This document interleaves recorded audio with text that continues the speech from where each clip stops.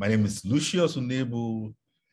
I am starting this amazing conversations with people, basically, just to understand the experience moving to new locations. And I have here Simeon, an amazing friend. Spent a whole year in Ghana with him. He's an amazing person. And he moved recently. You know what? Simeon will tell us about where he moved to and his experience moving there.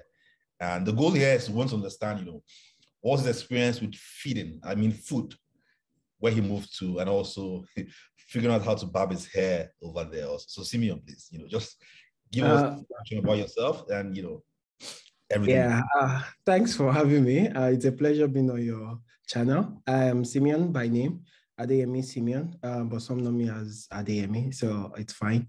I met Lucius back then in Ghana, and it's been a wonderful experience, and you've been a good friend, so I'm glad to be here.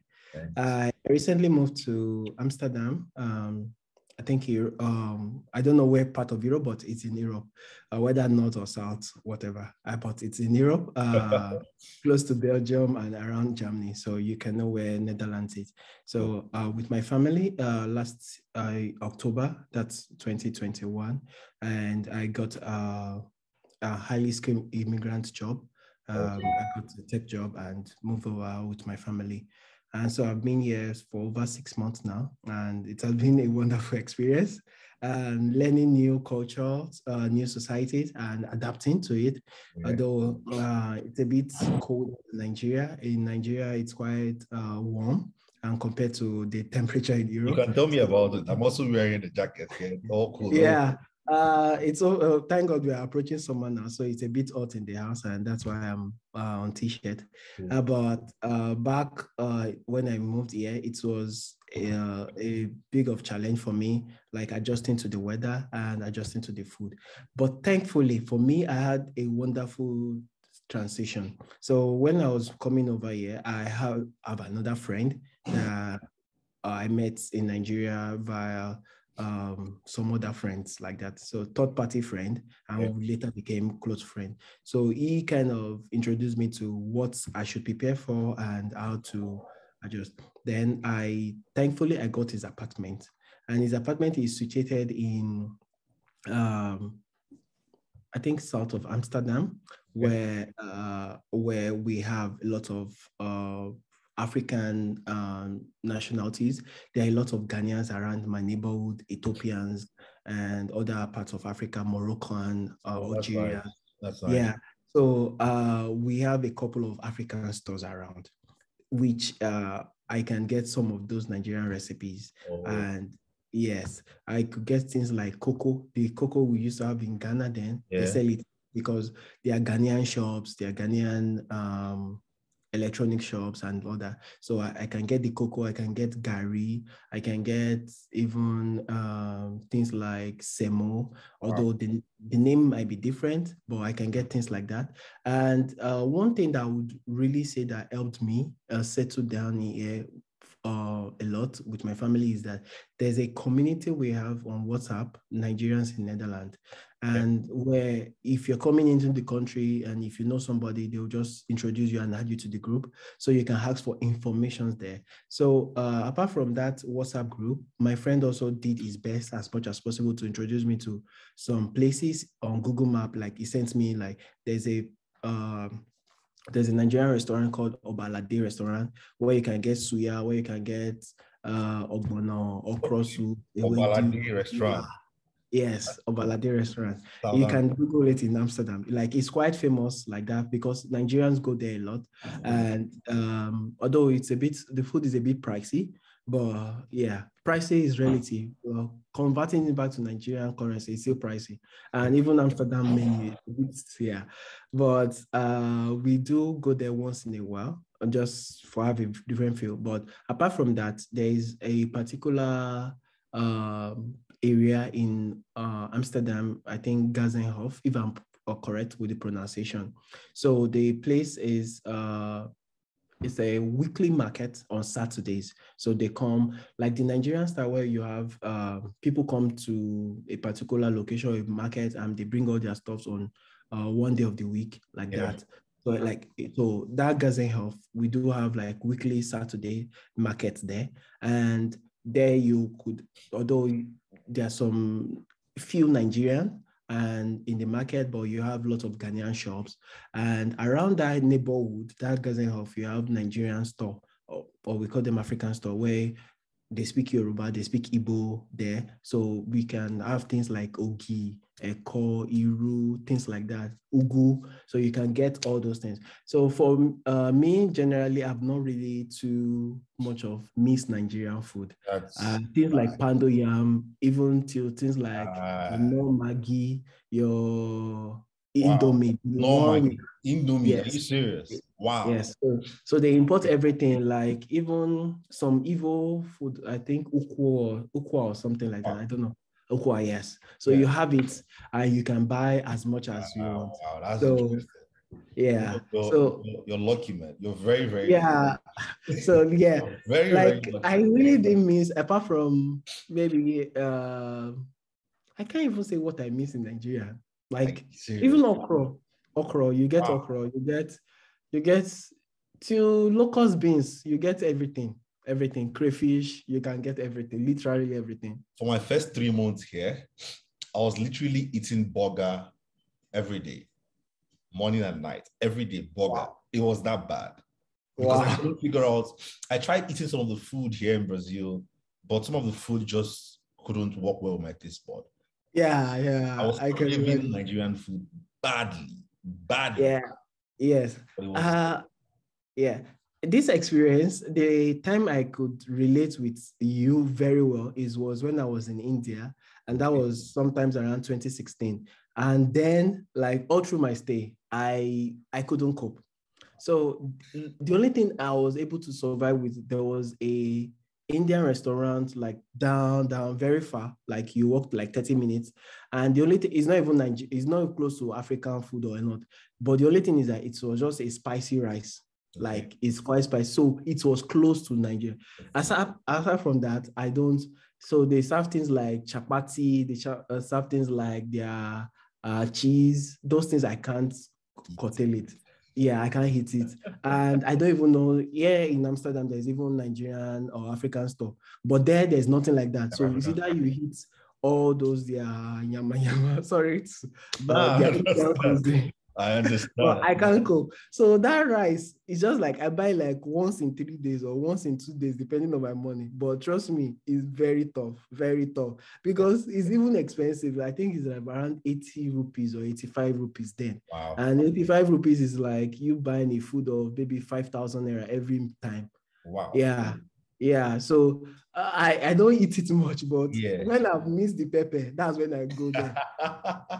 But trust me, it's difficult. It's frustrating. It's very frustrating. Very. So I guess, what we could say we're learning from this is, at least you're in southern Amsterdam, right? Yeah. Yeah. At least we're learning that at least there's a lot of African stores and African influence, restaurants over there where it's easy for people to be able to, go and get food for themselves and not have to struggle with the fact that they have moved from, Ghana or Nigeria to Amsterdam, and now they don't know where to get food to eat, or something that is at least like home. Close to home. That's a good thing. And I think, I'm glad that we have that. I think in the end of the whole conversation, I'll try to get the names of these restaurants you called and just put them down in the comment section so that people can also know what these restaurants are. I think the other thing I struggle with and I'm trying to, really bring a conversation about is with haircuts. I'm guessing it might be easier for you, but you can tell me more, because if you can see, like, I've not cut my hair. Like, I used to time it. So this would probably like 2 months. There was a time I went like close to 3.5 months before I cut my hair. So before this particular haircut, the last time I cut my hair was in February. So I waited from February to like ending of February to beginning of May. So this has been like first week of May till now. So it's quite expensive too, because although there are goods, like I said, my neighborhood, you have the Ghanaian stores and all that, they could at least cut close to Nigerian, but it's still expensive. 25 euros for haircuts, and Imagine 25 euros would get you, at least you can cook with 25 euros, like a whole meal. meal. Yes. Wow. Not like a whole house. Like you can buy rice. If you buy rice, maybe something around 5 euros, or depending on the size, and you can get things like pepper, tomato, and all that with 10. I mentioned earlier that the restaurant they're like per dish is 15 euros. So for a haircut, 25 euros. So that's even more expensive than the food and all that. So it's a bit pricey. Like really, there was a time I did the conversion that was around like 15,000 naira for just my hair. Just one haircut. Yes. So what I did was just to have like an electric shaver. I shave my beards, and if I feel rough, I just shave it. And that would at least make me look presentable for at least some weeks. And I know that this one, there's sometimes I try to shape the edges. My wife will say like, I'm not getting it, so I should just leave it like that. So I do that, but I don't cut my hair very often. I know friends that do cut their hair very often, but I just feel like, why not save the extra money for something else? So that's it. That's very fair. Because so one of the problems here is cost. Cost is probably one of the problems. One of the problems I experienced here is the fact that this is going to sound very off, but I think it's harder for a white person to cut a black man's hair. I tried going out to go and cut my hair once, and maybe it's because it's an African hair, but the guy that was trying to cut the hair couldn't get it. And I was advised also that I shouldn't go to a store where we have like white people cutting the hair. I should go to a store where we have like black people cutting the hair. So I was a struggle. When I did go to a store where we had black people, there was still a struggle because one, I don't know how to speak Portuguese very well. So I'm still struggling and learning. So I couldn't even communicate clearly with the barber. Exactly the way I would want my hair to be cut and stuff. So at the end of the whole haircut, I was like, wow, this is very, very poorly done. But hey, I have no other option. I have to pay you and go. So it was a very sad experience. Yeah. But, the reason why I was asking it, is because our goal is to help people that probably move into, to Amsterdam, hopefully the southern Amsterdam, to sort of like get an idea of, what it's like there. Like you said, it's expensive. At least it prepares them to know that, there's a cost to this. And two, if they have a way of getting some other system maybe there where you maybe have Africans helping Africans cut the hair for way cheaper, maybe that could be something that works. So maybe I'll try to do some research, and if I find anything, I'll just sort of like add it up to this. Or if you know anything, please share. So Amsterdam is generally expensive, and the reason why is compared to other parts of Netherlands, and the reason is because it's a tourist city, and it has a lot of the whole of Netherlands have about 500 museums. So, and a major number of them are in Amsterdam. So people come in just for visiting, exploring the cities and the water canals and the like. So things are quite pricey and expensive than other parts of the Netherlands. Okay. So things like haircuts, even for nails, like there was a day my wife inquired about fixing her nails, and it's over 100 euros. Wow. Yeah. Wow. Over 100 euros. And I think they charge per, I think I've forgotten they charge per finger or something like that. And I'm like, 100 euros just to fix your nails. She said yes. Like the last time she made her hair was around 80 to, she's ended up spending 110 on the hair alone. Yeah. Because I think the hair itself was like then she bought attachment and all that. So things are generally expensive. And what do really is access to information. Like for me too, I tried many places, even before discovering like, okay, this is a good barber.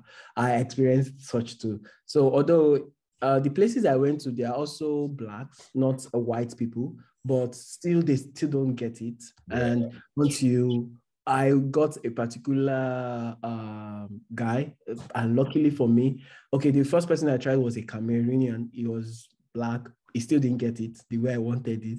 Then I got another one, a Ghanaian, and okay, I was happy with that. And I stuck with that. I didn't even try anything else again. But when I was in India, that happened a lot to me. You can't, the way you, even then, my English, even though Indians speak English, they don't understand my accent. So language barrier is very difficult. And if I tell them low cut, they don't understand what is low cut. They don't understand. Yeah. And most times I'll just like, okay, like this, describe it like this. You should not be too low. And trust me, they still don't get it. He doesn't get it. Yeah, it's very, very, it's just something I just have to ignore and live with. Like then I just like made up my mind that there's nothing I can do about it. So that's the goal of this, this conversations. The goal is, being able to figure out the balance with this whole thing, where we could help someone from Nigeria that's moving to Amsterdam, or someone in Amsterdam moving to Nigeria, make it easy for them to be able to, fit into the society, because they can easily find advice on where they could get food similar to what they could have back at home, or at least get advice or recommendations to a saloon that is, that has somebody that understands their local context well enough for them to be able to help them, really, do this stuff. So I think, this has been a wonderful section, Simeon. Yeah. Can't be grateful enough for your time. Can't be grateful enough for giving me the opportunity to be able to talk to you. I would keep you updated with, how this goes. I would maybe get the name and maybe the Instagram account of the guys you spoke about in the conversation and add them, sort of like, recommend them also to people so people can know that they come over to those places also. So one thing I really definitely had is the WhatsApp group. Like when you're coming here, please, if you know somebody in Amsterdam or in Netherlands, reach out to them. And there's the community there actually started. I heard the WhatsApp group started for cryptocurrency and all that. But when people started joining for immigration and all that, it became like more expanded. And now we talk about things of where do I want to buy Pomo? Where can I see Pomo? Where can I see Shaki? Things like that. To things like I want detergent, Fomo and all that. So those informations, even some that I don't know right now, they are there and very, very available. People are willing to help. And it's something that I would want everybody to know. If you're coming here, just reach out and friends will connect you and share whatever knowledge. So that's one thing I would advise. Sounds good, man. Really appreciate it. Thanks a lot. Bye-bye. Thank you.